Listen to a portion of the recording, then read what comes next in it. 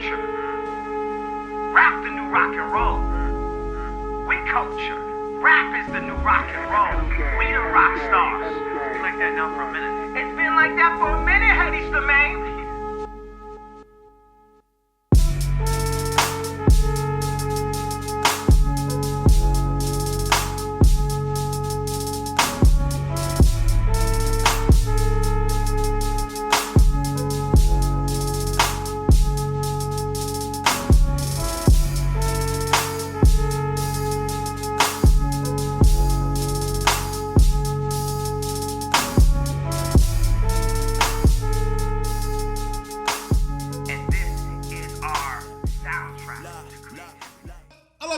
To the motherfucking world's greatest podcast in the PG County. Yes, I like how you switched it up today because we have a special guest. Yes, sir. Your next county executive. We only speak things into existence. Only speak things into existence. Leigh Bodden, make some fucking noise. I'm sorry, you might not like that, but make some noise.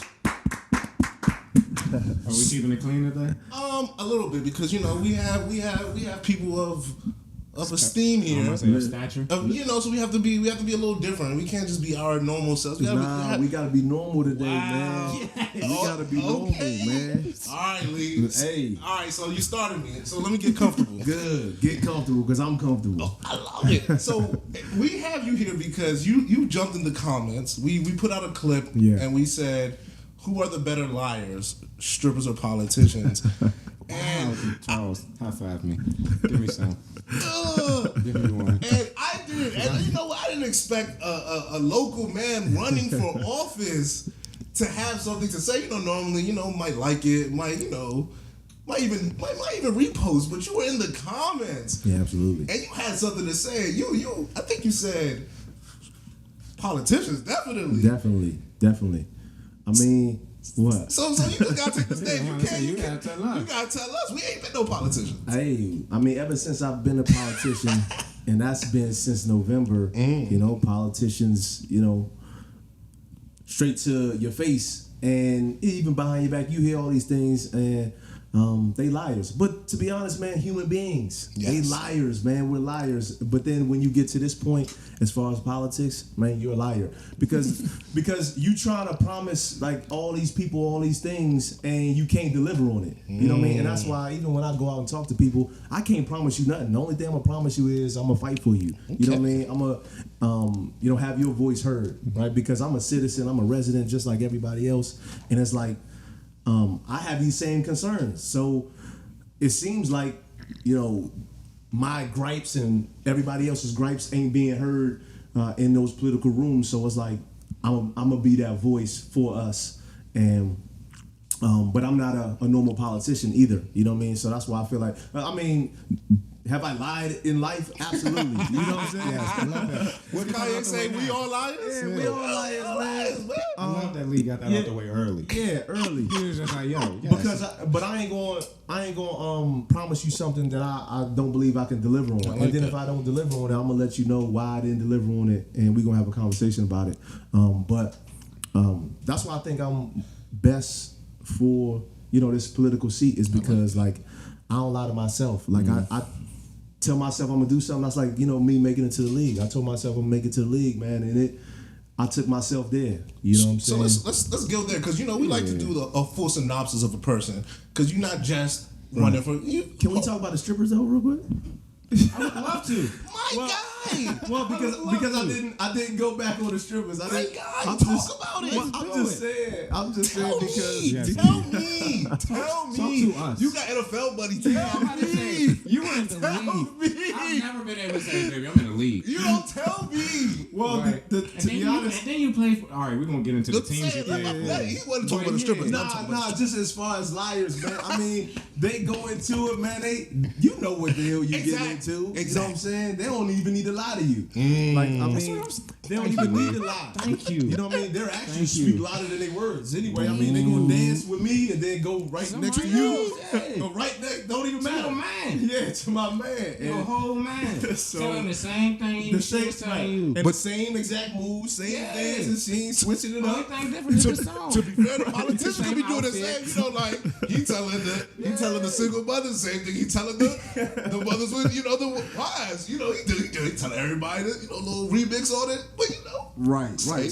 So that's why I believe the strippers they ain't lying to you, right? I mean, like it. they ain't going home with. They ain't saying they going home with you. They ain't saying That's exactly. they doing anything but this dance Doing what right they here. doing. You know what I'm saying? Exactly. So Doing that's, their job. that's the only thing I want to talk about Politicians with the would kiss strippers. your though. baby and say, He's like, let me get it right. I got constituents as well in that population. He's like, y'all know, listen, this is a good man. This is the man you need for county exec people. Yeah, because I'm a real guy. I'm a real guy. So speaking That's of what the we county, you moved here when you were 10. Yeah. And I like that because a lot of people they might not be from here, they might come here later, but you've known this place from the beginning. Right. What do you remember about early 90s PG County living? Well, I lived in Spring Hill Lake. Okay. It's called like Franklin Park or something right now. It's the biggest apartment complex around here. I mean, one of the biggest in the country too. To be honest, man, I enjoyed it because it was a lot of kids that I had fun with, and it was like 2 pools there, a lot of fields. It was a rec center, so it was a lot to do out there. We riding bikes, all that. So that experience was good, but the worst thing was education. When I got here, I got in trouble like a lot, like 6th grade. And in DC, I ain't necessarily get in trouble that much. And so, I don't know, I feel like it wasn't the way DC was, but the living was cool. I mean, I got in trouble with officers a lot too in Greenbelt. So, and a lot of these You things. lived in Greenbelt, sir? Yeah. Yeah, okay. Yeah, so Greenbelt Police was, what I mean? Still are. And that's what I'm saying. That's what I'm getting to, right? Still are. Because as a kid, it wasn't good, and then now it still ain't. Yeah. You know what I'm saying? So that's why, again, running for county executive is just like ain't nothing changed. And it might have got worse. Yeah, because definitely. obviously as a kid, I don't know everything that is going on out there in the world. But then as I get older and seeing everything that's going on in the world as far as policing and stuff, it's There's no like progression, a lot of regression. Exactly. So it's like somebody got to make a change and make a difference. You also went to high school in the county, Yeah. Northwestern. What was that like? Because that's where I think you probably made the name for yourself, and ultimately Duquesne, and then that's a big gap for not big gap, but a big stage for people like grow. You learn a lot about yourself. What was that like Northwestern at the time? Well, at the time, so like you just said, like I really learned a lot about myself at that point. So I had transferred from DeMatha High School. I went to DeMatha for a year and a half. Wow. Yeah. And I don't want to get into that story because it's a crazy story, man. No, I'm definitely going to ask. Okay. Well, then, I just want to put that out there. well, so again, More so like Give us why the PG transfer. version. No. yeah. So that's good. So all right, I'll let you know. You know what I mean? We got time, but I'll try to sum it up, right? So 9th grade. I'm playing sports. I want to go to the league in my mind. Basketball, football, either one. I ain't care. But so you hearing about DeMatha, like this is where all the great athletes go, and if you want to make it to the league, this is where you go, right? You go to DeMatha. So I get there, I was nervous, like, because I was like, man, damn, am I good enough in my head? I'm like, am I good enough? So I didn't even go out for the 9th grade freshman football team. Wow. Right, so then basketball rolls around, and that was a sport that I really definitely wanted to play. So I was going to open gym, and Morgan Wooten, his son, was a coach, freshman coach, and like he saw me, he came up to me, he was like, "Hey, you coming out for the team?" I was like, "Yeah." Right, this is doing open gym, so I'm thinking like, okay, I'm gonna get there. I was on academic probation, so I didn't get a chance to try out. But then I got off academic probation. And then I was able to try out. And this was after all the cuts happened. And then we had a scrimmage, right? Like on a weekend. And I didn't even go because I was like nervous to go. Like, I don't know why. Right? So they brought a kid back that they had cut. Right? Because I didn't come to the scrimmage. Right? So you and had a spot on the squad. damn near. And kids was in my class, they were like, "Leigh, why did you go to the scrimmage?" I don't even know what I told them. I really don't even remember. So then sophomore year, I'm like, all right, man, like this is it. I'm locked in. I'm locked in, right? I went out for the football team. But then I ain't get no burn. Well, I got some burn, like, but not the way I should have been playing. And this is a crazy story. And I put this in my commencement speech when I graduated. I mean, when I spoke at Northwestern High School in 2015, 14. But the fourth quarter of the game, right, was on, and they said, "Leigh, go out there and play." You know, I'm getting garbage time. So I run out there on the field, and the whistle blew, and the game was over while I was running out on the field. Yeah, that made me transfer too. So, but this will make most people quit. Like, this wasn't the last game of the season. This wasn't. I really don't remember when it was, what game it was, but I came back to practice even more upset, and I went harder. And like I just finished the season out, and I played a lot more, but like it still was like garbage time. You know what I'm saying? And I felt like I was better than garbage time. Yeah, for sure. Especially even the people that was in front of me, I felt like I was better. But I was like, and then basketball rolls around. I'm on academic probation again. I ain't get off. I'm like acting up and whatever. And so I transferred like my sophomore year.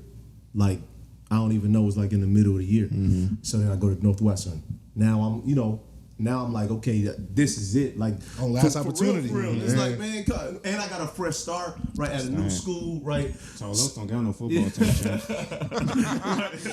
So I'm like, all right, because my fresh start was DeMatha, and look what I did to it. Like, I was scared to go out, then I give academic probation. So I was like, this is a fresh start that I need. And then I go out and kill it, basketball, football, and I do that junior year and senior year. But Northwestern wasn't a high school that was like, heavily touted for sports. Yeah. You know what I mean? And so I didn't get recruited that heavy outside of, any school. Like Duquesne, I went and gave Duquesne my your videos. VHS. Yeah. So I was okay. You just answered my question. I'm about to say no. The only thing I was going to ask about that was that, like you said, Duquesne at the time, I think they were in the double. I don't know what the exact name is. NAI. It's not like. So yeah, it was Division I AA. Is what they call it. Yeah. So right now it's like, what is it? FCS and yes, that's what I'm saying. I don't know the exact technical name of it. Or some shit. Or FCS 2, something of that nature. But you end up, long story short, you become the defensive player of the year. Yeah. In the whole division, the conference. Yeah. So, no matter what maybe got you there, what was that like? Those 4 years at there when you realized that, like, yo, I'm really like that. What was it like to be a 4-year college athlete? Yeah. So I mean, like you saying, I always thought I was like that. You know what I mean? He said I ain't need to get that. I knew that. I knew that. But then sometimes you need something to back it up. And I did. I felt like I backed it up at Northwestern, but Northwestern, again, didn't have any colleges coming, right? So, again, I'm going to Duquesne. The 4 years there, I feel like, again, I'm the man, and I'm just going to keep showing and proving that I'm worthy. I'm worthy, and I'm trying to go to the league at this point, because I know this is the last stop, right, to the league. You know what I'm saying? If I don't make it from here, then... Ain't no G League. Exactly. So it's like I gotta make it here. And so my freshman year, I ain't played again a lot like I should have. And my coach, I still give him hell to this day. And he always say, he was like, Leigh, I don't play freshman. I didn't play freshman. I was like, man, so what? Like, that's why you came that good. But so I ended up having 3 interceptions. I started like a game or two. You know what I mean? My freshman year, but I was ready to transfer because the competition wasn't good, and my mom couldn't afford it. You know what I mean? Because it was non-scholarship. I forgot to say that. Wow. It was non-scholarship. You a walk-on. So everybody's a walk-on, essentially, at Duquesne. Yeah. Everybody, because it's non-scholarship. They don't give out no scholarships. It's like football or some shit like that. Football don't give out scholarships. I forget because they basketball. They like basketball give out scholarships. I forget.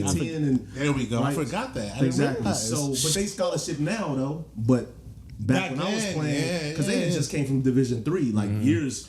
I'm about to say because they Before have Years elevated prior? throughout the years years. prior. They've Right. elevated, throughout the years. Exactly. So I've always known Duquesne as like The basketball school. Yeah, the D1 school. Yeah. Like, but for basketball. for though. basketball, Mm-hmm. right? Didn't even know they had a football team. Yep. Until That's you- like Georgetown. Until you. Yes. Wow. Georgetown Yeah. got a football Shout out team my man Stephen Thames, wide receiver coach. Wow. For real? too. Yeah. That's all right. And we played Georgetown. I didn't know they had a football team until I played Villanova Duquesne. has a football team. Yeah, yeah. All these schools. Absolutely. Yeah. Absolutely. But Villanova was one of the top schools In that in 1AA. But Duquesne wasn't. Georgetown wasn't. So I'm saying I don't even know where the hell we was at. Freshman year, but- he don't play freshman. Right. Freshman year, I get 3 picks. And then so my mom didn't have enough money. The competition wasn't good. I'm like, man, am I gonna make it to the league from here? There's no way. You know what I'm saying? I was like, and Maryland wanted me to be a recruiter walk-on when I was coming out of high school, right? Because they got my VHS tape late, and they had already done their scholarships, and so they wanted me to do that. But I was like, nah, I was ready to play. I want someone who wants me. Yeah, and right away, I wanted to play right away. So. Like you said, there's no G League. This is the last stop. This is last I'm stop. curious, that's control, but you seem very intentional, like even like at 18, 19, Yeah, yo, man, I want to. I was like, very, and I'm gonna get to some intention too later at Duquesne, but so I'm like, even if I go to Maryland and spend 1 year playing in ACC and just ball out, I'm gonna go to the league. You know what I'm saying? I was like, I just need a chance at Maryland, and I'm gonna go to the league for 1 year. But then the coach was like, because I wasn't going to no more than workouts. I wasn't doing nothing. I was ready, I was ready to go. I was out there. He's like, going back home. Yeah, and the coach was like, Leigh, we gonna get you some money. Yeah, and so they got some money somehow, some way. and then Saw them interceptions. Saw them interceptions. Yeah, all right. But I only had 3 though. Only had 3, but I had 2 Only against played 2 games though, right? Yeah, it started. Started But 2 games. I played almost every game. But I had some good games against good competition, like Lafayette, People Bucknell. get drafted and never caught a pick in college. Right. that's Touche. a fact. Touche. And I'm mad about that. Because we're going to get to your league part later. Right, But right. yeah, continue, brother. Yeah, absolutely. So he said he was gonna give me the money. He got me the money, and then he was saying that, Leigh, we gonna predicate the defense, around you. We gonna make you, like a star. You know what I mean? We just gonna use your skills, and he did. He put me on the best receiver every time we played, and then I end up getting 9 interceptions my sophomore year. But the first game of my sophomore year, That's almost a pick a game. yeah, my sophomore year, first game of the season, I had 2 picks, returned 1 for a touchdown. Okay. And my defensive coordinator, he was like, Leigh, you keep playing like this, you going to the league. You know what I'm saying? But I already, again, in my head, I already knew. I already knew. So again, my sophomore year, I got 9 picks. Let me go back. I think this might have been my freshman or sophomore year. So regardless, and internet wasn't the way the internet is now. So I'm thinking in my head, okay, if I stay here at Duquesne, how in the hell is Anybody want to see me? anybody gonna see me? How in the world is NFL scouts or teams gonna know about Leigh Bodden? I went on the internet and searched who had the most interceptions in Division I AA in football, and the guy had 28 interceptions. So I was like, I wanted 30 because I had 3. I was like, and then I kind of wanted 10 each year. I was like, I'm gonna get 33. I'm gonna blow this shit out the water. So that was just my mindset. And again, thankfully, the coach put me on the best receivers and put me in positions to make interceptions. So my sophomore year I had 9, my junior year I had 9, and then my senior year I had 7. So that totals to be 28. Damn. And to be honest, I had an interception in Sacred Heart. I need to go back and go to the record books because they didn't count this game. This was a bowl game that we played and I got an interception. Okay. So I really got 29, but I don't know why they didn't count this interception. We need update them records. We need them bowl game stats. Bullshit. We need them bowl game stats. So I still will be second because that's my senior year. Rasheem Mathis, I don't know if y'all remember that cornerback from Colts. Jacksonville. Yep, he played for the Colts. Jacksonville. He started with. He had 30. He played for Bethune-Cookman. Yeah, Bethune-Cookman. His senior year, he had like I know from 15 the picks. HBCU. Yeah, he had like 15 pieces. It was crazy. So, but anyway, I was intentional. I was like, man, that's the only way I'm gonna get to the league, from my opinion, from Duquesne. And listen, my junior year, like scouts was coming to practices, coming to games. At my pro day, all the scouts was there pretty much, and so that is what led me to the league. And I had a good pro day, and that was, you know what I'm saying. So what about that experience? Because like you said, I know you was in Duquesne and you were like, yo, I'm that guy. I done got all these picks. They got at least fifth, sixth, right? Like, I'm just in your mind, what was going on through that kind of experience in that time? Yeah, I thought I was going to get drafted. Like, and again, the interception that I told you that they didn't count, it was against this team, Sacred Heart, and they had a dude named Devin Johnson. He was leading the nation in yards per catch, right? It was damn near like 30. So you can look it up. I mean, it was like 28 to, He was just going crazy. He was going crazy. What year was this? This was 2002. 03? Right, 2002. Okay. No. 2001, because he was a senior when I was a junior, and I played him. Everybody was like, my friends that was on the team, they was like, Leigh, man, you gotta watch film on this guy, man. He's so good. I was like, man, fuck him, man. I was like, I'm gonna destroy him. You know what I'm saying? I ain't really care. I'm gonna lock this nigga up. I'm gonna lock him up.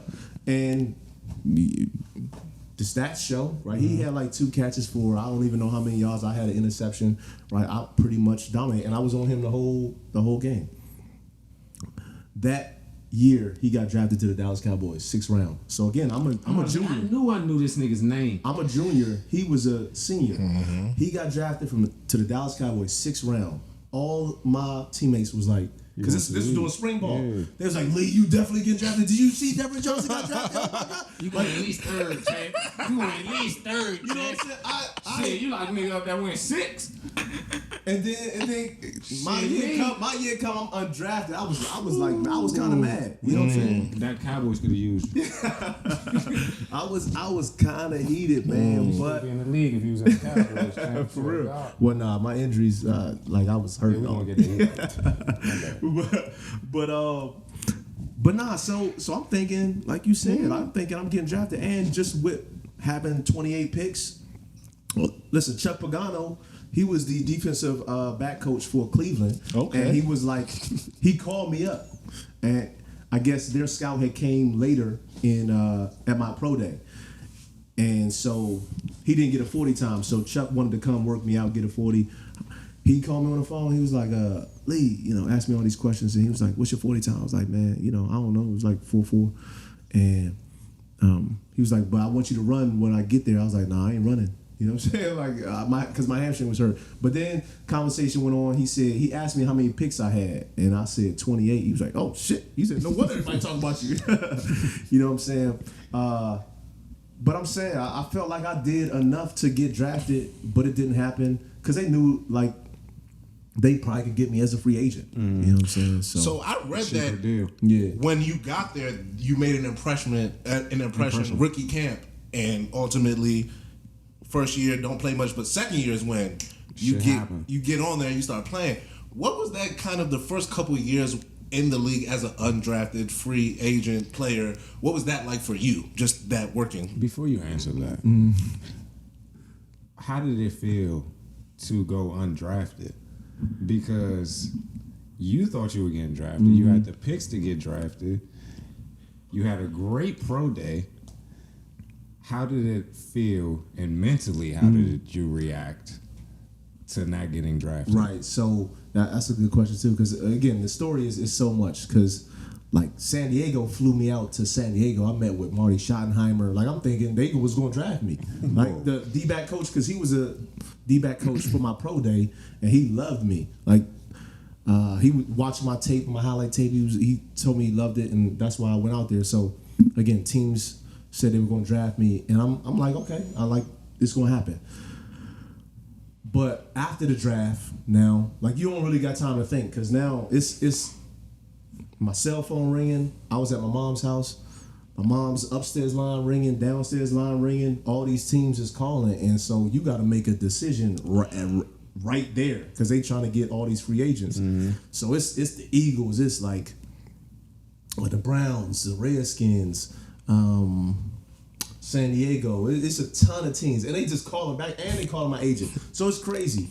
So I ain't really had time to think, like, even after that, because I'm just like, all right, like whichever team I go to, and I pick the Browns, I'm like, I just gotta go in there and show what I've been doing. Yeah, do what I've been doing for real. That's really honestly, and it's like you see when people don't get drafted. And they get picked over, and they're like, man, I'm gonna make these teams pay for not picking me. So that's kind of like my mentality. I was like, I'm just gonna go in there and just give the league hell, try to give the league hell however I can. So that was my mindset after not getting drafted. You ain't really have time to sulk and be mad. You know what I mean? Because I had to make the decision to make it quick to go to the Browns, and it's like, all right, now.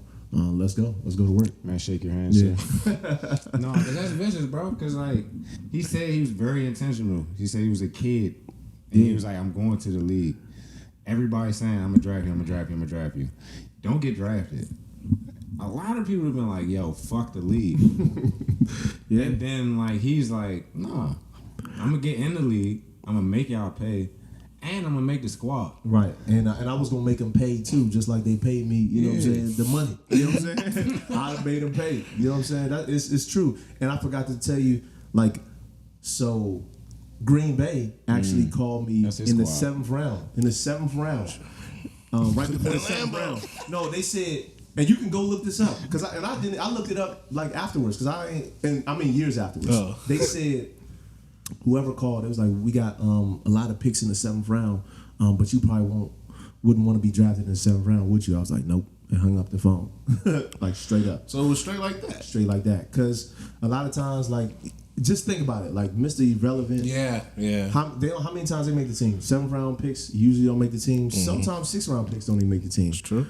So I got a chance, and that's what my agent was telling me even before the draft, like, you know, being a free agent is sometimes cool too, because you get to pick where you're going. You go. Yeah. You know what I mean? Whereas if they pick you, that you could just be a body for them. You know what I mean? And again, you just fill in the roster. Sometimes it seemed like they just throw darts at a name for the 7th round picks. That was now maybe. Fan, sir. I know.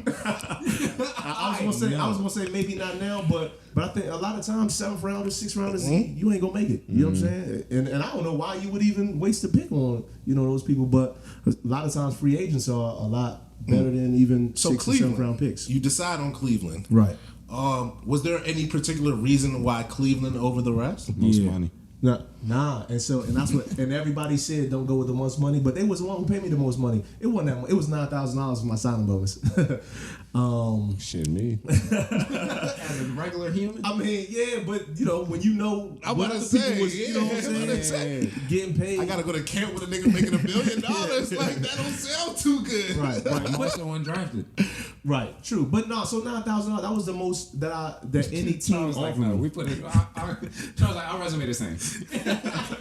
His resume's better, especially when he gets to camp. Yeah. Like, it's different. Like, I'll let him explain because he's the one who did it. But absolutely, 100%. Nah, but so I'm saying it wasn't the most money. So I didn't go because of the most money, and the honest reason why I went there was because my agent knew the GM for Cleveland, and he was like, if Leigh shows any flashes of what he did in college, he's guaranteed to at least be on a practice squad. So, like, right then I was like, okay, I know at least I'm gonna make some money, right? Mm-hmm. But I was like, they gonna get more than they gonna be surprised, right? They gonna be surprised when I, come there. They gonna get a lot, you know what I'm saying, from me. And so again, my freshman year, my rookie year, like, I was going there I was dominating. Rookie camp, I went there and dominated.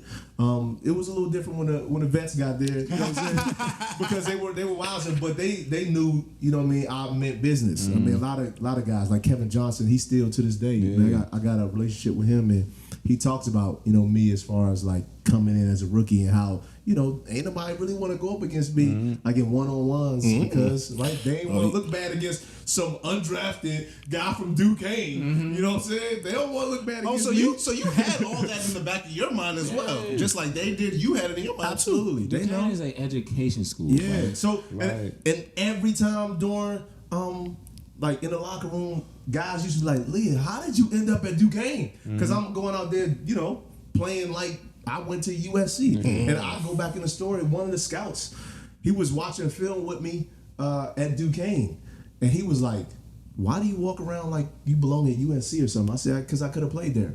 I told that scout that. If I would have stayed at the Master Champ, I would have been at SC. Yeah, so I just had that, confidence in myself, and I just put it out there on the field, and people saw it, and a lot of the guys in the locker room, they was like, "Man, I can't believe you went to Duquesne. Like, it's crazy because you know how talented you are." So, What did that recognition from your professional peers feel like? I mean, it felt good, even though you don't search for that, but like for them to just come out and say it, because obviously they are already great athletes themselves, and these are draft picks, and you know what I mean, Veterans, I assume. veterans, you know what I'm saying. So it's like it feels good, and that's just motivating, because a lot of times your coaches is gonna be like, "You sorry," you know what I mean? If when you messing up and you making these rookie mistakes or something, but when you got your peers respect, then that's all you look for. And so it just kept motivating me to make them continue to see me as that. You know what I'm saying? As a peer. Yeah, as a peer. Yeah. And like, man, respect his game no matter where I came from. I love that. Yeah. My question was, you got traded from was the Browns to the Lions, correct? Yeah.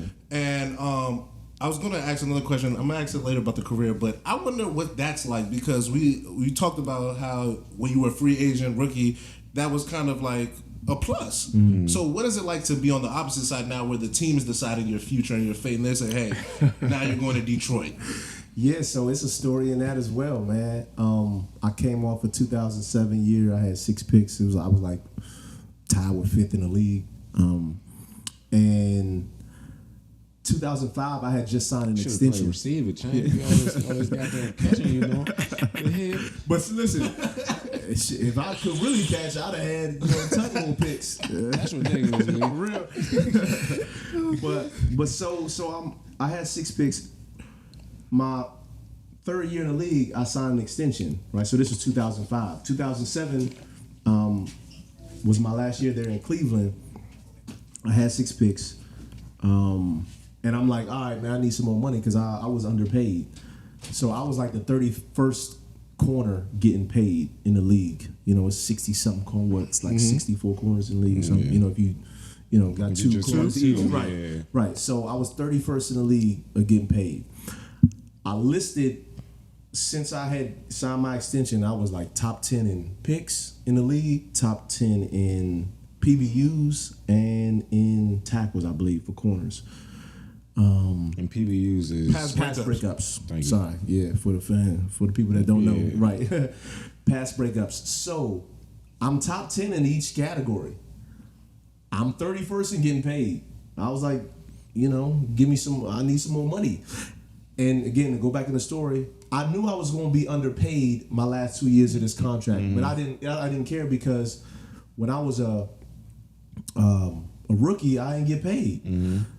So then $9,000 signing bonus. Right, they signed me to an extension in 2005. They talking millions, and I'm like, well, yeah, I'm taking millions. Yeah. You know what I'm saying? So a lot of guys was like, "Lee, you're gonna be underpaid later on in your back into the contract." Deal. I was like, I'll worry about that later. Yeah. And so now we fast forward. Now I'm here. I'm like, okay, y'all got to pay me a little bit more. The GM was like, wait a year. Romeo Cornell was like, man, Lee, I respect you for coming here and showing, like, not just asking for money, but proving that you should like get this money and deserve it. That's that Duquesne education, ladies and gentlemen. Right. So business degree, don't forget. Business administration, correct? Yeah, I got you. Absolutely. Business. I Business read your is website. my business is my thing. So I'm a businessman, and I came in there and showed them that I'm in business, and here's why I needed the money. And again, the GM said to wait a year. I told him, and see, now I'm young. I told him straight up. I was like, that's a slap in the face. I told him that. You told the GM. Yeah, okay. I told the GM this with Romeo Cornell, and it wasn't like disrespect. Yeah. You know what I mean? I just felt like it was a slap in the face. And the reason why I say that is because you were playing better than the number 1 corner at that time, right? Right. And see, here's the kicker. Gary Baxter played on our team, and he was a corner. He was in the top 10 and getting paid. He had gotten hurt, and so he didn't even play, for 2 years. And so I felt like I was a comparable corner, you know what I mean, if not better than Gary Baxter. A lot of people felt like it. As a competitor, I felt like it too. Yeah. And so I'm like, and that's why I felt like it was a slap in the face, because damn, you paid him top 10. Why can't I get mine? Why can't I get mine? But I wasn't even asking for top 10 money. I said I ain't want top 10 money. Just I don't want to be 31st. That's what I told him. I need to be closer to 10. I was like, I don't want to be 31st. Yeah. So that's why I felt like it was a slap in the face. Can't believe shit in me. I'm top 5 in picks. Yeah, I need top 10 money. Yeah. So, that off season, right? I got traded. So that's what happened. And that's so That was a welcome to the business moment for you? Pretty much because it was like I was trying to put my career in my own hands and trying to get a little bit more money. But again, through injuries, anything can happen. So if I waited a year and got hurt, who knows knows what happened? Who knows what would have happened? That's and true. then that next year, Cleveland didn't play well. Then he got fired. So now guess what? I'm gonna have to play GM or Romeo? The GM. Sorry, Okay. the GM got fired. So guess what? 'Cause New Cleveland GM had gonna one. come in and gonna say, well, I need to see what you got again this year to pay you. So wait another year. So wait another year. So now I'm on 2 years. So now I'm living out that contract Yeah. So that I didn't want to live out. you were in Detroit, and I hate to bring it up, but that was the year. Go ahead. Yeah. 0-16. 0-16. But you gotta play with Megatron though. Yes. You gotta be on the team. So there is some good with the bad. You do have to take some good with Dan Orlovsky too. He be on TV Play crazy. some exciting games. Some good games. They did. We did. Not they. We did. Good games. Good Play games. some exciting What games. was it like being in that atmosphere? Because that's a unique Man, place to be in. Right. it was very, Ford Field, correct? very unique. Yeah, Ford Field. Ford Field. I don't miss that place at all. You sound like that's talking about high school. It was Not miss indoors. flowers at all. It was indoors, and sometimes it was cold in certain places. I'm like, how it's cold here? Outside. Nah, But but Detroit crazy though. That's true. Detroit cold as shit in the winter time. That's true. so just even entering the locker room, it was like different than even Cleveland. I don't know. It was just the energy, the aura of it all. Not saying the players, because there were some great players that were there. Who was the coach at the time? The coach was Rob Marinelli. He's actually a defensive line coach for Dallas Cowboys. He I'm was. I very don't, aware. I don't know if he is still now, but If he was the first year when he came with Mike McCarthy, he's gone. Not dead ass. They got rid of that whole squad except the head coach. He just wasn't a good head coach. I just put it like that. I said my statements. It happens. It happens. You know. Yeah. So it just wasn't good. I didn't think we would go 0-16, to be honest. We went 4-0 in the preseason. That shows you the preseason don't mean a damn thing. It shows Listen you to the professional, you guys. Preseason don't mean a damn thing. We went 4-0 and then went 0-16. But I mean, it's nothing positive I can say. I'm about to say, but as a professional, does it like make you think of like, all right, this will never happen, or like these are lessons that I'll take to the next team? It's a learning experience for That's sure. For sure. Well, I mean, you had to just go in there and just do your job. Like really just not worry about nothing else. Again, I didn't care about if we was 0-16 or 0 whatever. I was still always playing to not look bad on film to other people and to my peers. That's really all. Because y'all are independent contractors at the end of the day. End of the day, right? Because if they see me, nah. But listen, You get the point. You get the point. if you see me out there, agent and shit, all right, I got you see me out there playing like that was a serious some question, garbage. That's right? on you. That's not on the line. That ain't on the team. You know what I'm saying? So we can be 0-16 all we want, but if I'm playing well, right, then it don't matter because Megatron still played well that season. Nigga went crazy. Yeah, and the thing is, I didn't necessarily like that system either because they brought in like Tampa defense, Tampa 2, and we didn't have the personnel to play the Tampa 2. Like Tampa 2, you need a front four that's going to be like really Get after the crazy. quarterback. Yeah. Right. And not saying our D line wasn't bad or nothing, but they Pass wasn't rushers. right. I mean, we did, but it wasn't like how Tampa, wasn't Warren Sapp. Right, Warren Sapp, you know what I'm saying? It wasn't like Simeon, right? You know what I'm saying? And so, what he said. yeah, that's all I'm saying. That's So all you I'm saying. so you got to incorporate more blitzes and things like that. And listen, Man, he's a corner, man. He can't No, have for his sure. back. so Come I on, want man. to speak on that real quick Because I was because gonna say that's why like Ndamukong and Sue, they ran the Tampa when Ndamukong was there, it would have been a little different. It was 3-4 when he was there. But that's off topic. Continue. no, but so I mean the point is, me as a corner, they was playing cover 3 a lot. Okay. And then all they used to tell me was Explain cover 3 for people. yeah. That's So not. cover 3, a corner. What a corner has to do is really just play the deep thirds. Like, don't get beat deep. That's your only job. That's your job. That's your job is not to get beat The deep. field is in 3. 1. Yeah, Yeah, true. the field right is cutting thirds. So I got a 1/3 on my. If I'm a right corner, the free safety that's the furthest back has that middle third, and then the left corner has Everything outside that. the, hash. Yep. right that third of the field. And then all they used to say is let your underneath defense work. So if any curls, outs come, Let those them catch it and backers, tap. those You pass backers, it off. no, those backers got to be underneath it to make the quarterback either throw a bad Above, pass yeah. over to give me some time to maybe make a play, or just not even go there. Okay. You know He's what I'm supposed to be tackling after you catch it. Yeah. He's not Exactly. supposed to. Exactly. You But- curl, boom. Right, but I hit you. that looks bad if I'm just continuously making tackles after curls, after 10 curls, yards. after curls. They're like, damn, he ain't playing no defense, and they keep getting first downs and first downs. You looking bad as a corner, but our linebackers was getting sucked up because of play action, and now it's like What do I do? What do I do? You know what I'm telling the defensive And coordinator? that's why I said the Tampa ain't work because they Yeah. had no Brooks out there, Champ. Exactly. You So know what I'm saying? I'm telling the defensive coordinator, I'm like, yo, let me just play man to man. Because in cover 3, and if I got beat deep and I play That's curl what I mean. hard, that's So what be man. it, yeah. But it's like, just play the defense. But I'm looking bad. I'm looking bad out here. You know what I'm saying? But essentially, I'm doing my job. To the average fan, it's like, what the hell is this guy doing? He's giving them too much cushion. Nigga, Gotta be the worst position in sports. You got Could be 9 doing your tackles job instead so of 2 great. picks. Exactly. Could be doing your job so great. You suck. Exactly. Like, and, You got and that's 9 tackles instead of 2 picks. 100%. And I only ended up with 1 pick that year.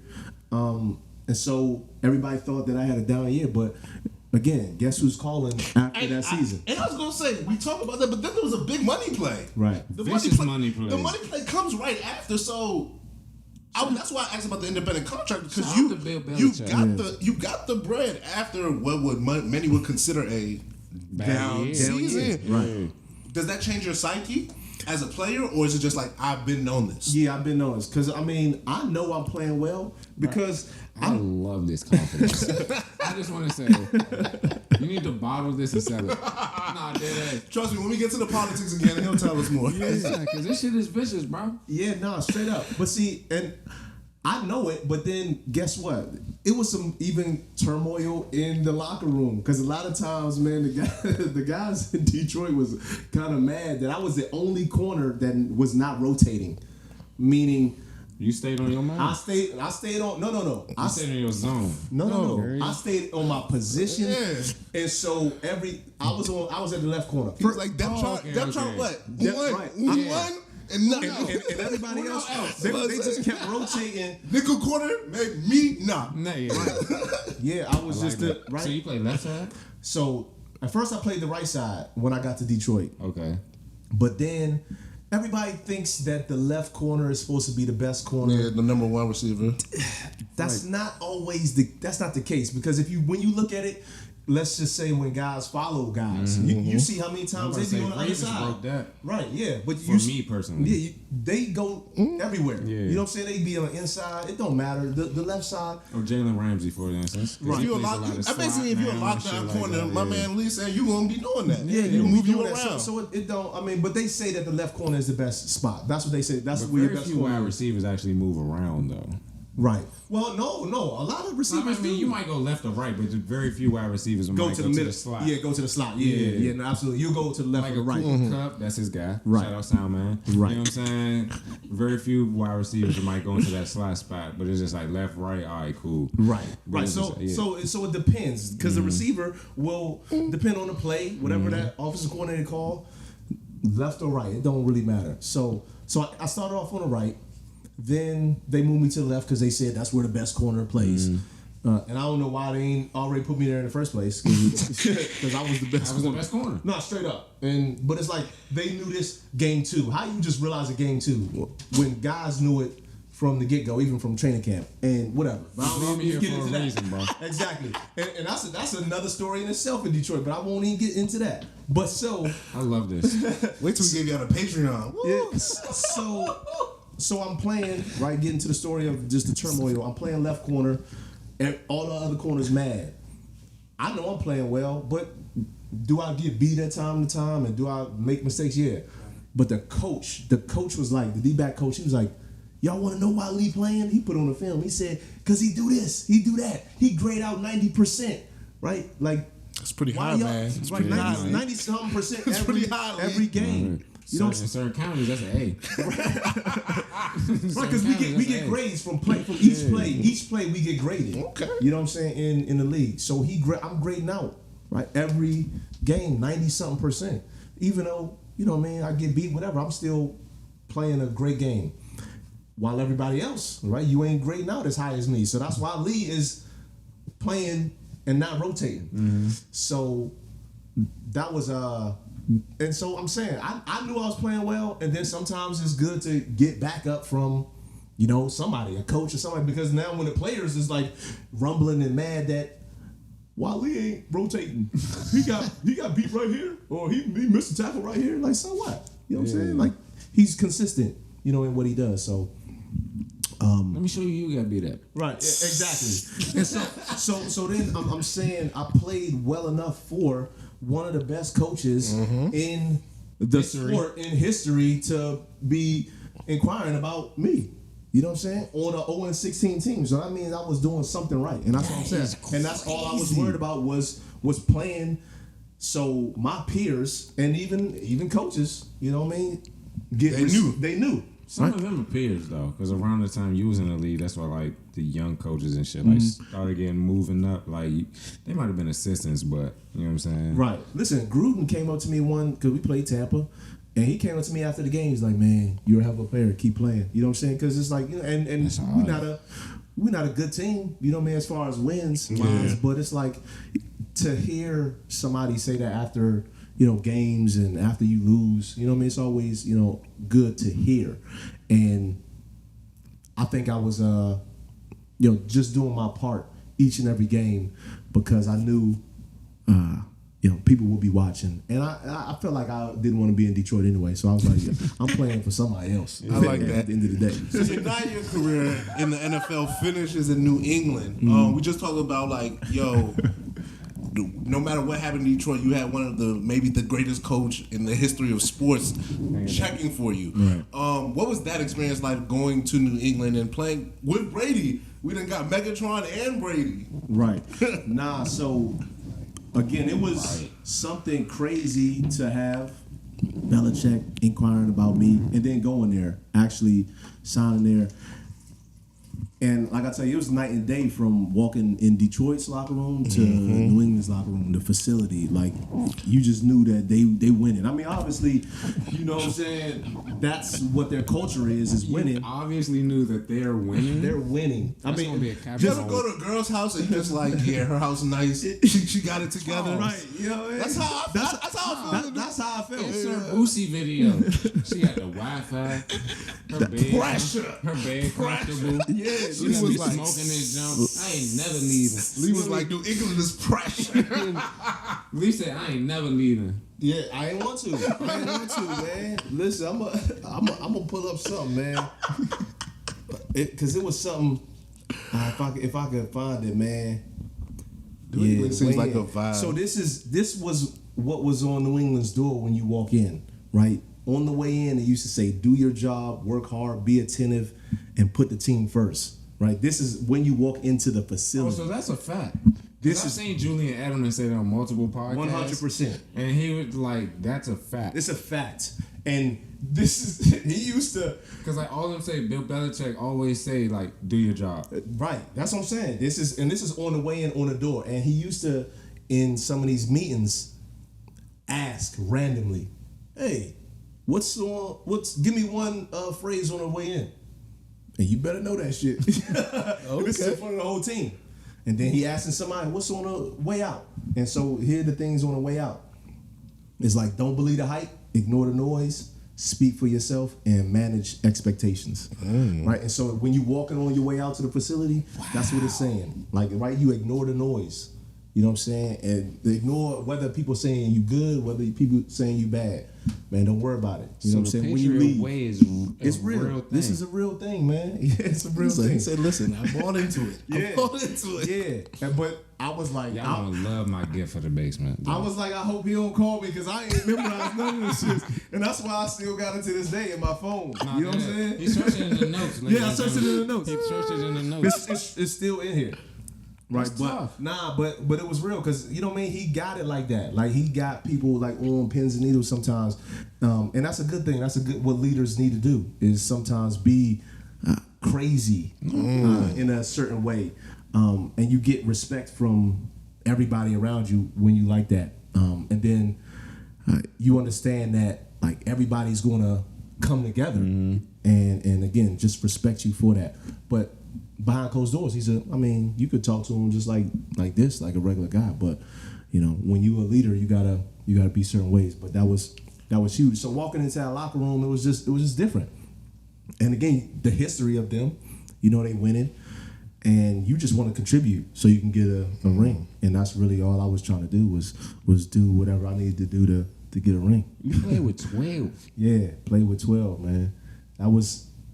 I mean, Hey, we had cuz that played with 12 on the couch. Let's y'all. make some noise for that. Yeah. Listen, TB12s, man. yeah, I mean, and when I played against this guy, The second person we've had on the couch that played with TB12. so but who else you had? AJ Francis. Oh, okay, all right. When I played against him though, seeing how he demanded like excellence from everybody and like getting people lined up, and it was just so crazy to see, and I ain't never seen a quarterback like that. And not only that, but just had obviously like swag and had confidence, and his demeanor was just different than a quarterback. Like it's like that's what you see in cornerbacks. You know what I'm saying? What he had. That shit is real. It's real. And then to play against it every single day was dope, because obviously you got to be on top of your game every day. That tough. Yeah, he that tough. And then see in practice it's even more hard, more difficult because you know they don't got no sacks. You know what I mean? So they'll let you play. Yeah, and then I'm playing against Randy Moss. They extended some plays. Tom throwing that motherfucker all the way across the field. I'm not about to pull my hamstring trying to. TB12 and He was on the squad, to me, buddy. He's to on the me, squad. the best wide receiver Gronk, in the league. come on, there was people, buddy. Yeah. There was Gronk was a there rookie. too, right? rookie. Yeah. Alex. Yeah. Yeah. So you listen. I know you watched the show because you gave us a great Say his transition. last name. You talked about leadership, in particular, Bill. But for you, county executive, that's a big leadership role. As in, Charles. Hell of a segue. second populous county in Maryland, Yeah. under 1 million people. Right. Embarking on this, has that been something you've thought of in like, hey, I've been in these roles, I've been in part of with some of the greatest leaders that, Americans we've known. I've taken away from them and how you plan to use it for the county. No, absolutely, 100%. Obviously, Bill. Again, Charles, he's a hell of a leader of a lot of men. My whole question. Of a lot of men and women just in the facility. Just the organization. The organization as a whole, because he pretty much runs that organization. And to see how he goes about his business is what I've taken away and have taken even in the business world as far as owning my gym in Lanham when I had my gym. So you can just incorporate things from him and all the other coaches that I've had that are great leaders of men, of a big group of people, and you just implement. It doesn't matter if it's 50 or 100 or 5. You still have the same qualities and get the same qualities that these people have, and implement it into whatever you're doing. And that's what I did, and that's what makes you successful. Like he always says, no matter what people think, he's going to do what he feels is best for the team. And leaders have to take a hit. Like you seen when Malcolm Butler, he didn't play, right? I'm sure some players was like, man, what you doing, right? But he felt whatever reason Malcolm shouldn't have been playing, and he gonna stand by it. And he put him in when he needed to be right, in. And he gonna put him in when he feel like he need to be put in. And leaders are gonna be crucified if they don't work out. But he's okay with it, right? It's a method to his madness, and it's a reason why he did it. And he's just gonna move on and get better from it when you move on. And no leader is perfect, and so you have to have the balls. To be honest, That's a bar. yeah, you gotta have the balls to be able to know that the media is gonna crucify you or think that you did something wrong, and fans and even the players on your team. But you gotta keep moving and keep pushing. But you don't make all them Super Bowls, by just being somebody that don't know what the hell they're doing. So he knows what he's doing, and I did. I took a lot from what he did, and it's a lot of those things that I read to you. Everybody needs to do their job in anything you're doing, right? And if you just focus on that, right, everybody gonna be better. Because again, if I'm focused on what the DN doing, I ain't gonna do my job, and then the DN could end up doing his job. Now I'm not doing my job, and now I get beat, and then We get scored on. You know what I'm saying? So if everybody just do their job and focus on that, it's easy. And it's pretty simple, but you gotta make people buy in, and then you have to, if people don't do what you say to do, then you gotta remove them. You know what I'm saying? And he's done that. He did that with me. You talked about your gym you had pre-COVID. As a business owner, a lot of business owners, no matter who they are, were affected by COVID. As running for a county executive, you can speak to that better than maybe probably anyone running, because you actually had a business and went through the COVID era. We're still in COVID, but it went through COVID. And on the other side, what would you talk to maybe the business owners and what they have to go through? Yeah, I would say me as a leader, just because I've gone through it, I would help smaller businesses more. I would try to help smaller businesses more. And not only, again, COVID is not what it was, but just moving forward, I want to help them because allegedly, because people are no longer getting tested and things like that. But continue. Continue. But I think they need help, smaller businesses, because they'll just go under like what I did, and I could afford that. A lot of people, they can't afford that, and it's like, how do you bounce back? It's their livelihood, It's their livelihood. But you worried about big businesses. I feel like there needs to be a balance between big businesses and small businesses. Okay. And I think the people, that's why I'm running, that's the majority, is small businesses. And so I want your voice to be heard. I want somebody to be fighting for you. And when you do have struggles and things going on with your businesses, I want the government to be able to help you, because even through that whole COVID, right, the government was bailing out big businesses all day long, but then you giving small businesses really, what? Peace, You know what I'm saying? So it just needs to be a balance, because the wealth gap is crazy. We know it. We can go further back to the recession with Obama and how he banned out GMC and exactly. all Right, and that's what the government is going to do. But so now local governments, what you got to do is help these local businesses staying afloat. And if you don't do that, big businesses are just going to take over, and we're going to have to just rely on them and depend on them. And that's not an economy that's good for, again, entrepreneurs and smaller businesses, because how are you, keep going from that. You know, again, if all they doing is worrying about big businesses, it's no way our economy and our people can, you know, advance and get to a higher place and a place of, I want to say, comfort in this, you know, capitalistic world. I love that. I feel like Before you start, Charles, before you answer that, before you ask that, I mean, one thing that's been big with you since everything, all the stages, is culture. PG County, DC, DMV, however you want to put it, very important culture. Small businesses, all that is culture. So where does culture come in with you?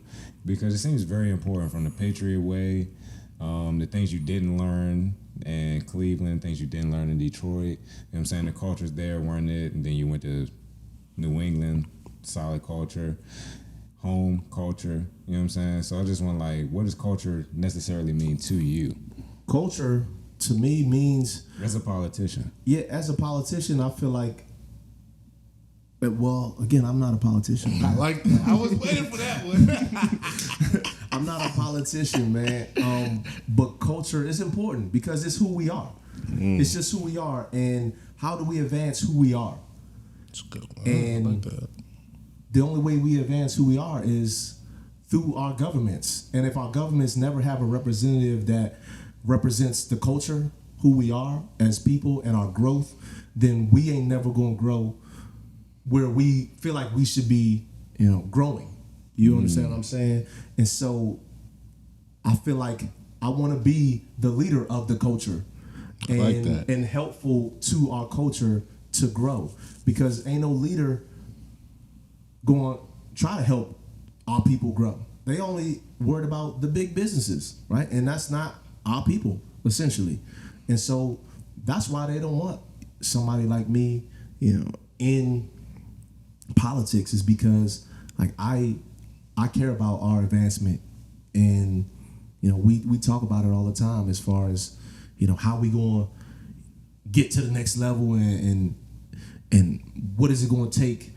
And being an entrepreneur it's hard still, you know what I mean? But we need assistance. Basement, yeah, right. And so we need assistance. And I said this in a forum with the county executive. It's like it's a lot of great things that are happening. Businesses, podcasts, right? But they don't got the money to.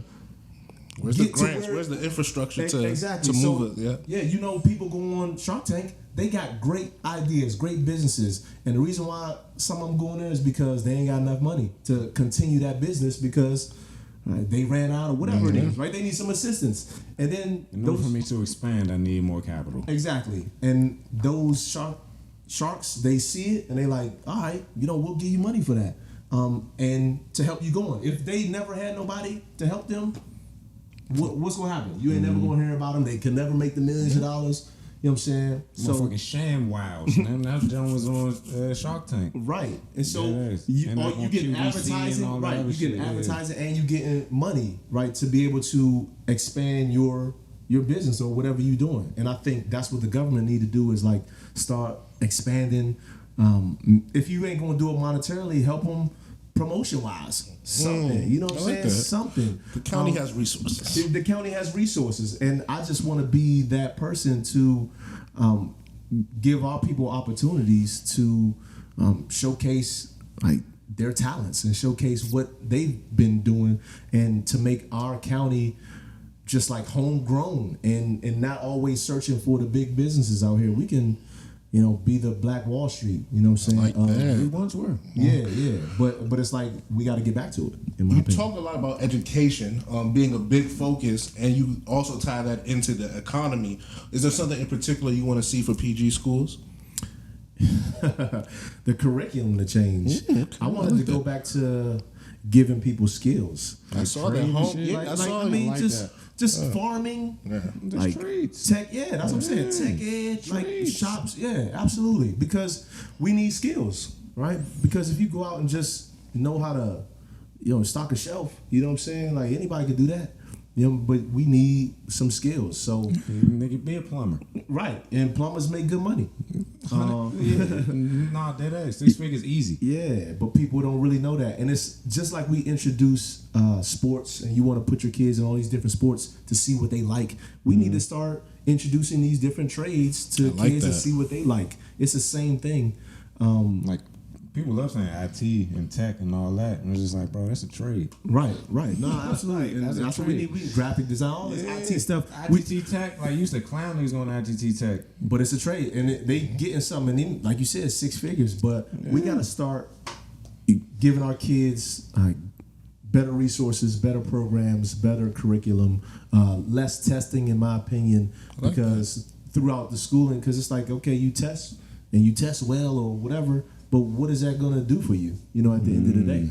What practicality does it have for you? Exactly. Apply what you would use for this test to the real life. To the real life. Yeah. And if you spending a lot of the school time preparing for these tests, like that's taken away from learning time and building some type of skill. So I think our curriculum needs to change. I think we need better teachers.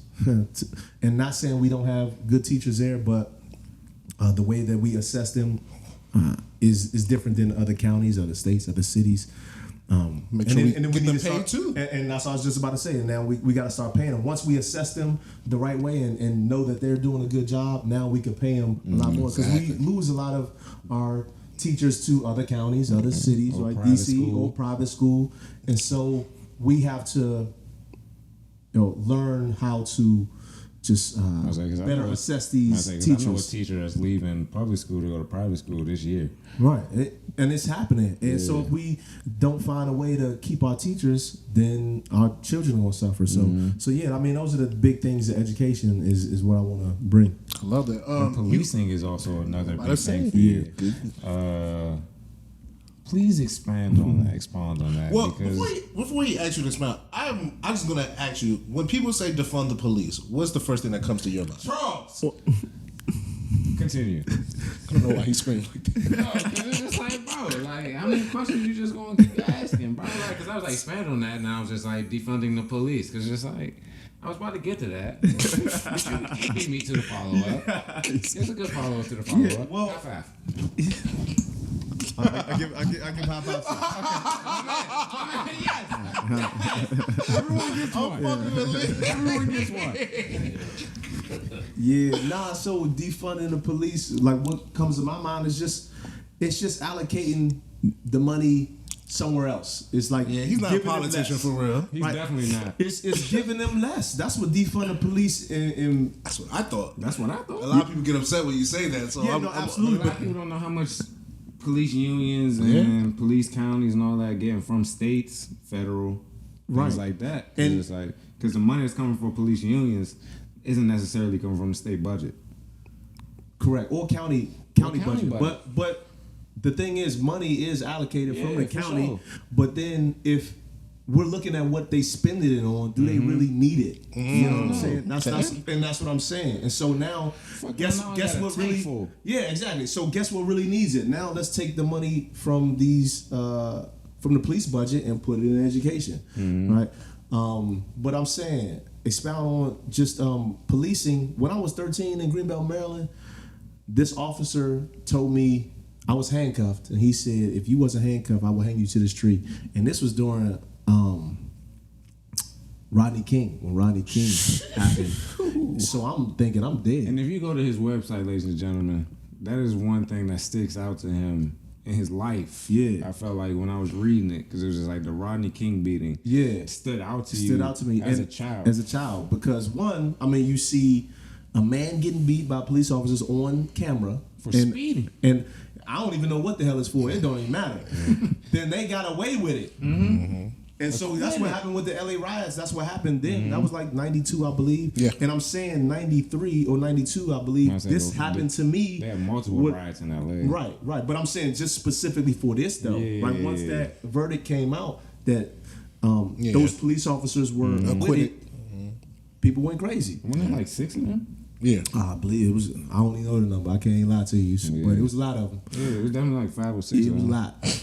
And I'm saying, so I'm 13 years old, and this officer tells me this, and I'm thinking I'm dead because he gonna get away with it. You know what I mean? And then my friends had problems with officers in Greenbelt. And then as you continue on and you hear about all these other things when you're growing up, and even me not being here and coming back and hearing about all the, things happening with the police, and listen, they still killing people, raping women. It's crazy. What's going on? Something that's not talked about. And I learned a lot of this just when I'm running for politics. But these things are getting swept under the rug. And so you have a leader that's doing that, that's allowing these things to get swept under the rug, and police misconduct not being reported and not allowing people to know what's going on. Transparency. Right, the transparency. And it also goes to the police union laws, though. Well, Maryland has an Anton's law that you have to disclose misconduct. And Prince George's County was one of the counties that still have it. Didn't follow it. I'm sure. Right, and so... Because Angela also, Bruce, in the last year and a half, she said they're going to start following it. Yet we haven't seen a lot of camera footage that has gone down with certain arrests and things like that. Exactly. And I'll tell you, that's one of the reasons why I was running. Because I got arrested for no reason. I wouldn't say no reason, but I didn't commit no crime. And just to let y'all know, if you are handcuffed and detained, you are arrested. Right. Like if you are handcuffed, you don't have to go to jail, get fingerprinted, things like that. Me and Charles found this out after young man who died, Trayvon Martin. After he died, it was just like, yo, bro, y'all arrested right now. And we are sitting out front of our man's house on the curb. Right. And he's like, bro, y'all are arrested. He's like, y'all don't know y'all rights for real. And I'm just like, well, goddamn. And they can do it. And they have the power to do it. And the person, even when you don't commit a crime, you don't have no power. They'll just lock you up and put you in jail if they want to. And then, now you got to deal with it through the court system. Right? And they just wash their hands. You don't even got the money to do that. Right. Would you say that was the moment that in particular made you want to embark on this run, or was there something else? No, absolutely. I sat in the jail for 8 hours. Marlboro? 8 hours, and I was thinking like, this is crazy that I'm sitting in here. So you went from Greenbelt to Marlboro and then sat there for 8 hours? I'm thinking this is more recent. This is more recent. No. That was when I was a child. Oh, so you got locked recently? Yes, recently. And so that's what made me run for county executive, because I was sitting in there for 8 hours. Again, I didn't wear a mask at LA Fitness. That was the issue. And they called the police. It's not due process. It's not due process. Listen, they don't care. That's what I'm saying. And they shackled me hands and feet. I was in there for the mask. For the mask, bro. Rapists don't even get that. That's what I'm saying. Murderers don't even get that. And so I'm sitting there like, how did I get here? How did I get here? Because of a mask? Wow. And then y'all treatment, they cussing at me crazy. Right? And I see how they cussing at everybody else. I'm like, this can't be real. Right? And this is Prince George's County, where we predominantly black. Like, we treating people like this. You talking to me like that? Yeah. And you like me? Right. So I just sat in there. I was like, how do the people not go through this? And so that's when I decided to run. I was like, man, it was just that simple. It was just that simple. I love that. Yeah. To be fair, Lee, niggas don't got your money, Chad. But and I'm glad you said that. But that's who I do it for. Yeah. Because people can't go and run after they go through some bullshit. Yeah. You know how many times a motherfucker was like, yo, I want to do something? He had the means to do it. The time, the means. And that's why I said it, Chuck. Right. Because that's why I feel like you're not a politician. Right. Yeah, no. Listen. I was like, maybe you've dispelled all rumors. No politician in this guy. I have way hard-hitting questions for you. No politician in this guy. I have way more hard-hitting questions. I hit Charles early in the group chat. I was like, Charles, I have one more. Politicians are liars. We in this nigga with all the hard-hitting questions. No bullshit. Listen, all the journalism bullshit. We going at it. Once he started it was like, yo, I have him with the strippers. I was like, all right. Oh yeah. I knew what the vibes were. But can we talk about the strippers? I knew what the vibes were. I was like, okay. My last he's an ally. kind of political question is, housing in this area is crazy to me. Yes. Like every time I look up, there's a new townhome. There's no Parks for Kids. There's just like nothing in between. I'm glad you said that. Talk like as someone like, does that not disturb you? Yeah, nah, because it disturbs you. So I'm saying, like I said earlier, I'm just like any other resident. Like you just said, there's a bunch of townhomes being built. What about the schools? We already overcrowded. You know what I mean? So the teachers are already overwhelmed, right? The kids are overcrowded in these schools. How are you continuously building new townhomes, new developments, and where are you putting the people? Where are you putting the kids? No rec And then centers. no rec centers, no programs, no People nothing. talk about crime and stuff. Like what happened? Like how does Where do you want the kids to go except the And streets? dudes, right, exactly. Except the streets. But that's what I'm saying. Again, I think we talked about it too earlier. It's money in that for them. It's money and crime for them. Yeah. It ain't no money in doing good. But if we change So the you know how much the dynamics, state of Maryland get paid for you to go to Upper Marlboro? That's what he's saying. yeah. That's what he's saying. There's no benefit to. There's no profit in good behavior. in good behavior. But so if we turn that into something different, right now their economics is on a downturn, and if we try to make it where people getting paid for good, right now our economic development will be something where They gotta have some grants for these kids, for young people, business, something. Start working for parking planning or something. Exactly. Put in And- a job like, oh yeah, you're a camp counselor.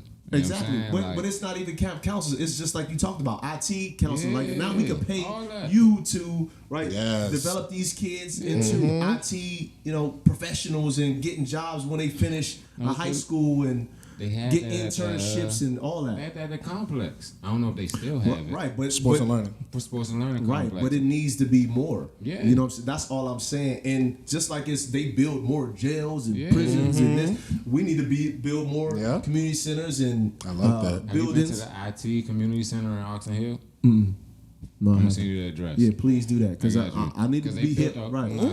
They built a whole IT community center in I want to say it's like it's like right off Tucker Road, not far from Tucker Road, like the little pool jump. Where they had all the go-go's at, but they have like an actual IT jump. Like it's set up like a rec center, but the only thing they have that's recreational is the basketball court, and then like the weights and all that, treadmills. But the rest of the facility is strictly IT. See, I need to see that. I need to check that out. And that's just my point is we need to build more of those. Yeah. And if we build more of those, again, that's more jobs for Yeah. our people who are the program leaders. Yeah. And then obviously that's going to build us to maybe even venture out to go to different cities, states, right? But then we filtering everybody from this county, and we can be proud that hey, man, we're a product of Prince George's County, and it ain't just athletics. You know what I'm saying? That's Where true. we always talk about, man, all these athletes coming out of PG County, Prince George's County. We can have IT guys and people Yes, that's sir. doing a lot of different things, Many avenues. many avenues to just make them grow. I'd be remiss if I let you leave High Coast the podcast without bringing up marijuana. Maryland lawmakers have filed a marijuana legalization bill in anticipation of the ballot referendum passing blase July 1st, 2023. It's on the vote in November 2022 coming up. How do you feel about that? Are you pro recreational use for the people, medical, because it's decriminalized since 2014 in Maryland, medical as well. But there's, like I said, there's this initiative that will be on the November 22nd. All adults 21 can purchase legal. Is that something that your administration is going to be like, hey, throw that to the side? No, I definitely feel like we need it. You know what I mean? There's a lot of money in that as well. Talk about economics. Yeah, and that's so crazy. When you think about it, like obviously they're gonna take advantage of the economics. So let's just go back to like running numbers when that was illegal. That's the lottery right That's now. lottery. That's the lottery, Yeah. and Keno. they making money off of it. Alcohol was the same way, and then weed is no different. But weed it's been a drug that's been helping people for a long time, and people use it recreationally, but not many things Do people come. know why weed became illegal? Yes. Okay. No, I don't. Seriously? Yeah. Okay. So tell me. Prohibition started, but then they needed weed to become illegal, And their reason for it was because white women were sleeping with black men because of marijuana. And like the jazz players were like, jazz was big then. Jazz, like the jazz singers, all them, they were known for marijuana. And then so like there's actually a movie called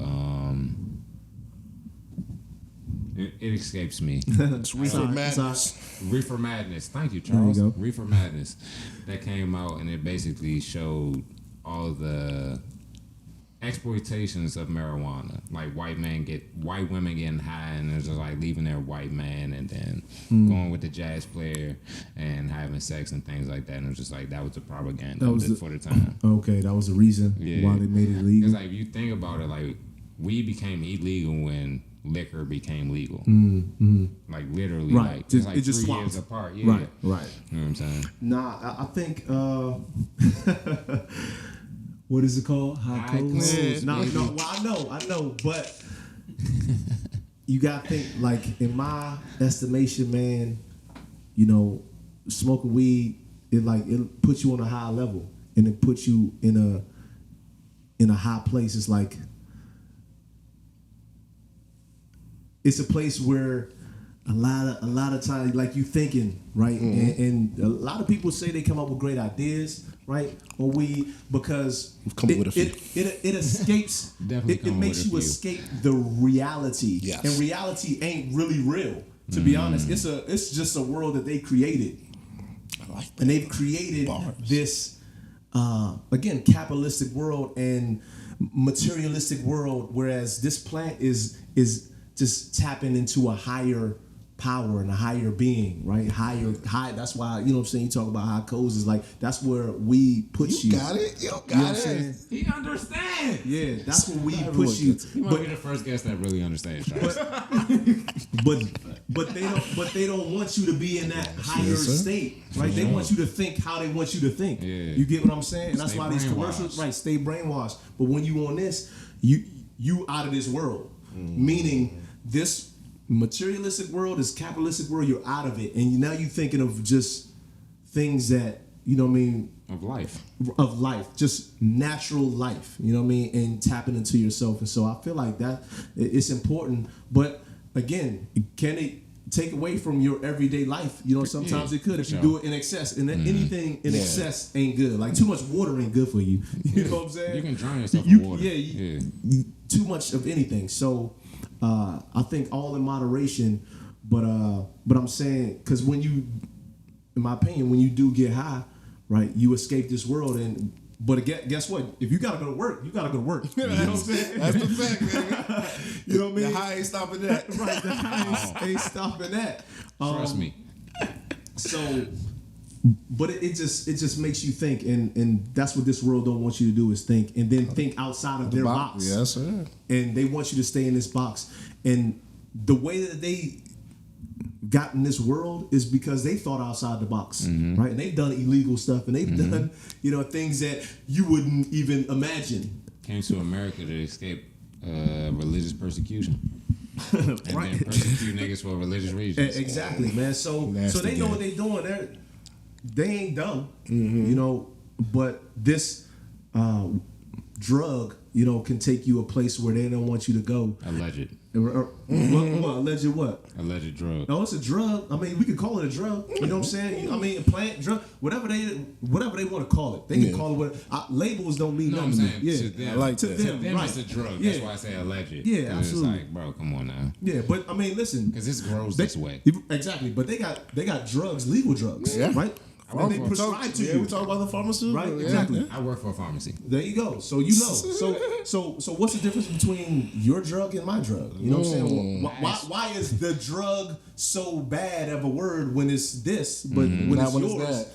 it's as not a- that bad? And as a former football player, them shooting you up with tramadol. and Yeah, I all ain't never these do it. other I ain't never things. do it though. Wow. But that's why I ain't never want to put that in my body, because I always wanted to. I was like, man, if I tear something, I'm gonna feel it. I want to feel it, because I'm gonna get out the game. You know what I'm saying? If I can't stand that pain. That's Wow. real. That's real. But I've seen a lot of people do it, but I ain't do it. So what's your question about it? No, I was gonna say I just had some we did the football, we did the politics. Yeah. I just had a few because man gotta go home, man got kids. Yeah. So I just want to get it quick. Charles, one more time, please. He's a father. I'm saying you gonna bring up the education part about him being a dad. You know what I'm saying? Well, quick question was, you homeschooled your kids? Yes. Why was that something that was cognizant? You and the lady, or you just like, hey, So to be real, before I even had kids, I wanted to homeschool them. Mm-hmm. My girl is an educator. She taught in DC for a long time, and so when my daughter was born, she just took her to the school that she was at. So I was cool with it. I was like, all right. And again, I was playing at the time, so I was in Cleveland and Detroit and New England with my daughter. With my son, I was I was in Cleveland my last year, but he wasn't in school. My daughter was. So I felt like it was cool with her being there, her like kind of guiding and knowing the teachers and all that. But eventually I just took them out, but just because the system is a system. And I ain't really want my kids to be brought up in this system, because I got brought up in it. I know how difficult it is to just be in it and not like fall in love with everything that comes along with it, even though it's some bullshit, like in my opinion. And I wanted to just instill just values and not have them have the peers like teach them. Mm-hmm. You know what I mean? I wanted to be able to teach my kid and teach them how fast or slow I want to, because I know their development. Like I'm around them the whole time, so I know. You know better than anybody. I know better than anybody. These kids these kids going to teach them whatever they learning, because they don't know no better. Yeah. You know what I'm saying? So, and if the environment isn't right, that's a good. I like that. Exactly. That makes a lot of sense. So I just very impressionable on top of that. Yeah, absolutely. So I just wanted. And then I wanted to teach them just a lot of different things that they can be in the school that they won't teach them in the schools to get them the education. So that was the reason why I homeschooled my kids. You're also vegan. When did you? Well, I'm a Legan. Yeah. You can't do that. Now you gotta explain to me. You can't do that to me and not explain. I'm going to, and it's a simple explanation. Talk to me. Legan, eat whatever the fuck he wants. I like that. Right? I talked about it. I don't like labels, right? Like that. People, this is what America do. They label you. You know what I'm saying? So if I'm a vegan and I want to eat chicken one time, it's like, I thought you were vegan. Nah, that's true. But this farm raised though. Yeah. Dab me up. Dab me up on that. I thought you was vegan. I like that. Man. One more time, Lee. Like, you know what I'm saying? I want to do what I want. I want the freedom, right, to do what I want. Again, I go to Africa a lot. I do eat their meat over there sometimes if I feel like it. You know what I mean? So I don't consider myself. That's allowed. There's some allowed meat over there. Yeah. So, absolutely. So I'm a Legan. I like that. Tanzania. You were there during the pandemic, 2020? Multiple times. You say like going over there, even off camera, you were like, that's where you got to get to. But after he's your county executive, don't forget that. Yeah. But what's the experience, or what's the energy like over there, and why do you seem to enjoy it so much? Man, just talking about that plant, man, it's just natural, right? You just in a natural state. I can tell you, I've been going out of the country since like consistently, like after I finished playing, like 2013, I believe. And like you just see the different cultures, and it's just so much different than America, and the relaxation of life over in other countries. And Africa was just took it to another level, a different level. And you're around just nothing but greenery. You're around clouds.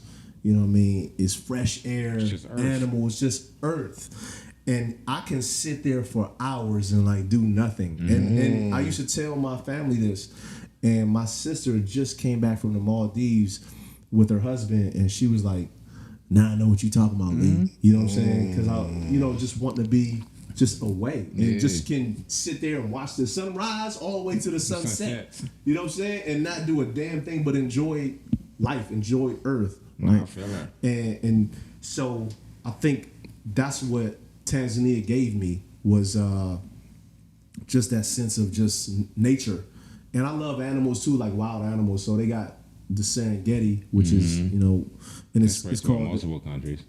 Serengeti spread throughout multiple countries. Kenya and Tanzania. But it's one of the largest flatlands like in the world. And natural reserves. And too, natural, right? Yeah. Absolutely. So these wild animals just graze there, and I And they have enjoy more rights being than there. humans, my nigga. Yeah, so I enjoy being there. I enjoy being there, and it's just so peaceful, I right? feel like Whereas they here, just passed a law where poachers can be killed if you're poaching an animal out there now.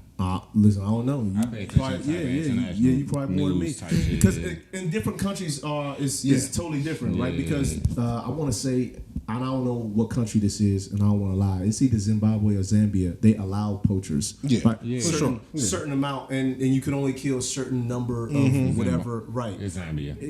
Yeah. There you go. So, but I feel like, I mean, they should have the rights because I mean, humans is we crazy.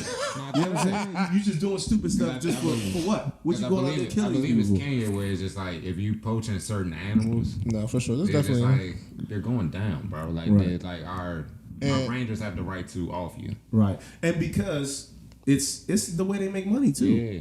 Yeah, People that's go out true. there for these animals. So Yeah. if they never have them no more, then guess what? They ain't coming there to Tanzania or Kenya no more. So you gotta preserve those animals. Before we let you go, this is a special question from your nephew, Miles. He asked me to ask you, shout out to Miles, MCML, good man. Asked me to ask you, do you think you are misunderstood? Absolutely. And the reason why I feel like I'm misunderstood is because a lot of people don't think. Right? Like that. That's something I would have said. And I'll explain. I'll explain because you don't have time to. Right? I have time to think in depth. Like a lot of people think on a surface level. People talk about, man, you going deep, right? That's the root of problems. That's how you solve them. You know what I'm saying? Go you deep, can't- yeah. You got to go deep. A lot of people are surface level. That's why we read headlines, right? And you run with a headline. Thumbnails. Right, thumbnails, right. Because guess what? You got a lot of stuff on your plate during the day, right, to worry about. And the way I talk is definitely different. And like you said, things need to be explained a lot. And if it's never heard before and never somebody never talks to you about it, then In depth. then it's foreign to you. So it's like, what are you talking about? Like, so you're gonna be misunderstood. Again, it's like a different language, right? If a Spanish person come up in here and talking Spanish, you wouldn't understand what the hell he's saying. But he could be saying some important Really stuff too, intelligent, yeah. right? But you just don't understand it because of the language barrier. And I'm saying it's like a mental barrier when I'm misunderstood because people really don't think this deeply, go this far. Because sometimes when you do, sometimes I sit down and talk to my mom. Sometimes she like, all right, Leigh, this is too much, right? Because sometimes if you go deep and deep and deep, and then you realize what I'm saying, now you got to change the way you living, and you ain't going to do that. Like just like we was talking about earlier, when Balenciaga, Yeah. Gucci, they ain't coming back to the hood and helping you, but you helping them with spending your money. And they'll never come back to help you. And you are riding the Metro bus, Right. nigga. Exactly. But if I speak to you like this, right, and people gonna say, oh man, but I want to look fresh, I want to look fly. Even if I say we going to Popeyes, like stop going to Popeyes, it's like we gotta eat, right? You can eat something different, bro. That's true. Popeyes killing people, like straight up. And I used to love Popeyes, right? And I ain't stopped eating Popeyes because, like, well, I did because it was messing my Fucking your stomach up. fucking my stomach up, right? But when you look Way at too it, greasy for a professional athlete, brother. but I used to eat it when I was a professional athlete because I felt like I could eat whatever I wanted. I wasn't hip. I was, I wish I had somebody. That's before Braun and them. Yeah, I wish. But my dad was a vegetarian, and I stopped. I didn't grow up with him though. Okay. But he used to when I used to go over his house, he used to always have me, drinking smoothies and trying to eat healthy, right? But then my mom, you know, she working 3 jobs. She and then she Americanized, right? And then she Americanized, so she gonna feed me whatever whatever. So did you eat, nigga? I mean hot dogs, you know what I'm saying? Right, all that stuff. So I'm just saying it's just a mental barrier. I feel like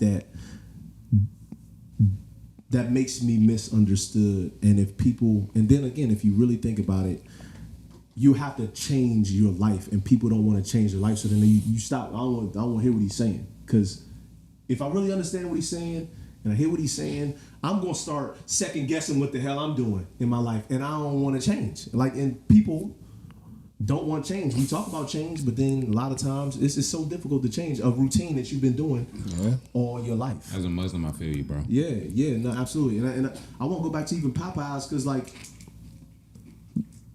in PG County, I think, didn't a guy get stabbed here? Yeah. For a Popeye For a sandwich. Popeye sandwich. Let me tell you why I feel like it's so messed up.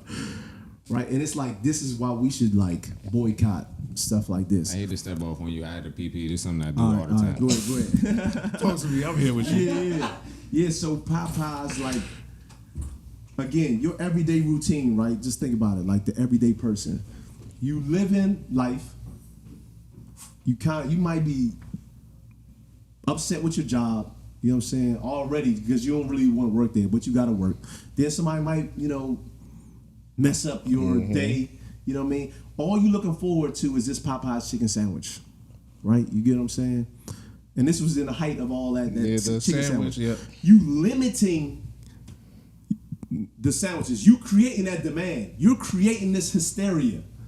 Then you're gonna limit it. So now I'm going through all this stuff during the day, and all I got to look forward to is this Popeye's chicken sandwich. And now it's a long line. Now you mad again. Now somebody step in front of you. You mad because shit, they might run out. Yeah. So I'm pissed off. So yeah, you creating this. You telling me you can't? You got so much money, you can create to where you ain't got this. Everyone can have a sandwich. Everybody plus can have a some, sandwich. Plus one. You have an extra one You if they get what I'm need saying? to. So look what you really doing to people. You know what I'm saying? And if you just stop, if you just don't go to Popeyes and don't let them win that battle of we creating this hysteria, and you say nah, fuck y'all. Right? They look stupid as hell.